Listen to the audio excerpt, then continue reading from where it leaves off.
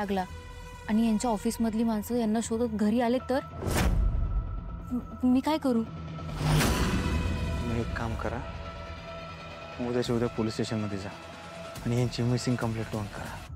Police station? नाही नाही, मला भीती वाटते.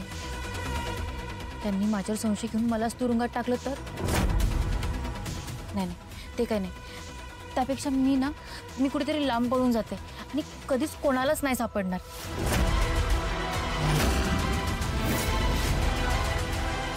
ही निघून गेली तर पैसे आणि दागिने दोन्ही घेऊन जाणार.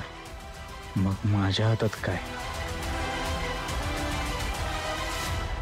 तुम्हाला एकदा सांगितलेलं कळत नाही का हो? ह्याच्या आधी पण मी तुम्हाला समजून सांगितलं होतं की असं काही करू नका. फोन करून दागिने पैसे घेऊन तुम्ही इथनं गायब झाला तर पोलिसांना तुमच्यावरती संशय येईल.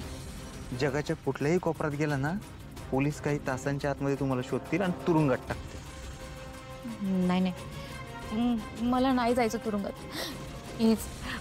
प्लीज मला यातून बाहेर काढा. आहे ना, मी सांगतोय तेवढंच करा फक्त. स्वतःचं डोकं अजिबात चालवू नका. हे प्रकरण शांत होऊ दे. मी तुम्हाला शब्द दिलाय का नाही, मी पूर्ण करणार. मीच तुम्हाला या गावाच्या बाहेर काढणार. फक्त मी सांगतोय तेवढं करा.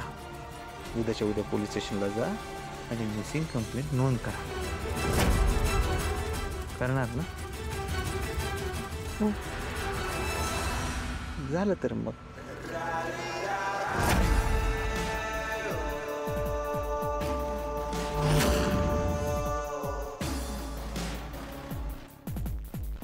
आणि हे काय करायलीस तू?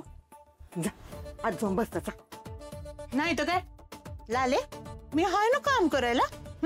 जात हो तर अगे तुझं का अवघड हालतं का? इथं आल्यापासून काडीच्या कामाला हात लावत नाही. नुसतं मी करू का? मी करते. लाळ सोडायची आणि तलाव भरायचा. हा त्या राहू द्या. मी किती बी केलं ना तरी तुम्हाला कदर नाही माझी. बाई इथं सुना आल्या आम्हाला तरी तुम्ही आम्हालाच बोला. अगे सुना सोड. सुनाच्या सुना जरी आल्या ना तरी माझंच ऐकावं लागल. चिवळ्या, ए चिवळ्या, आता झालंय ना त्या फामट्याचं लगीन. मग दे त्याला हाकलून घरातनं. कर्जच म्हणाव तिकडं कुठं बी जाऊन संसार.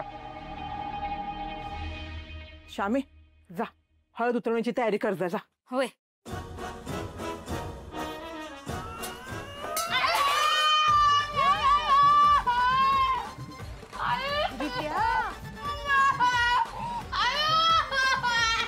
ए, काय झालं वळायला?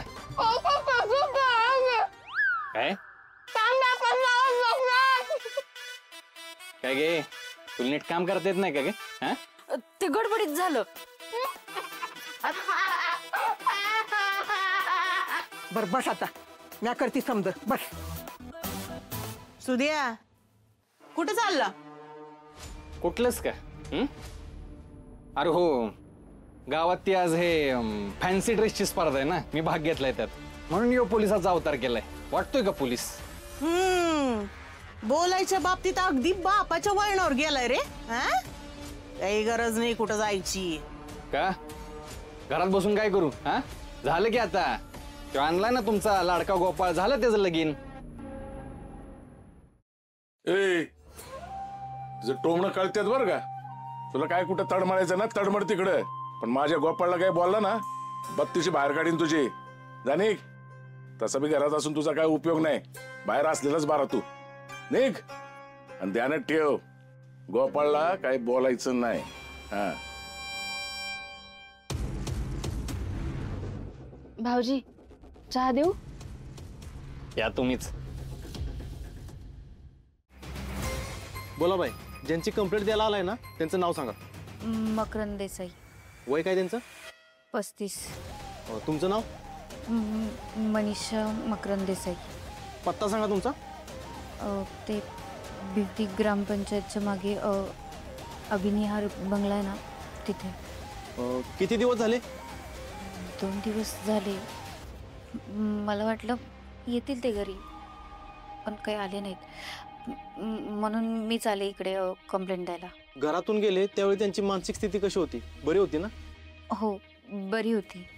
तुमच्या दोघांचं काय भांडण? नाही. कामाच्या ठिकाणी तुम्ही चौकशी केली का की तिथून किती वाजता गेलेत, कुठं गेलेत, काय सांगितलं? नाही ना, सांगितलं ना, मला काहीच माहित नाहीये म्हणून.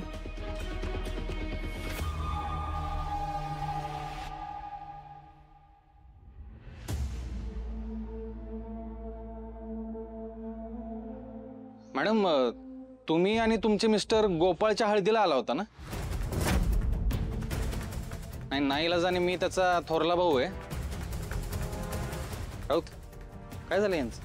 अरे मिसिंग कंप्लेंट द्यायला आलेत. नवरा हरवला त्यांचा. काय? किती दिवस झाले? 2 दिवस झाले. अहो, मग एवढा उशीर का केला कंप्लेंट द्यायला?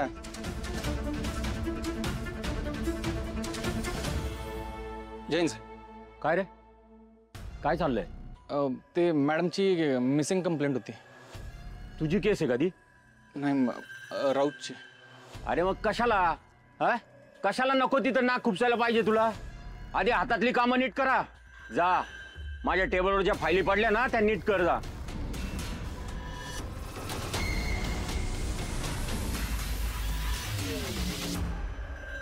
बाई, काही फोटो वगैरे आहे का नवऱ्याचा तुमच्या? फोटो हो आहे. द्या.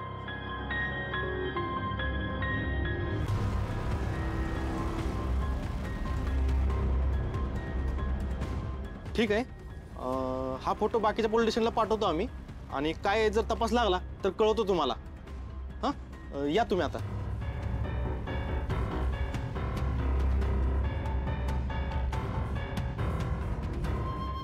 ही बाई कंप्लेंट देताना एवढी का घाबरली होती? अरे नवरा हरवलाय तिचा, कुणी पण घाबरणारच की. चल, तिच्या नवऱ्याला शोधायला पाहिजे. चल, आपण तपास करू.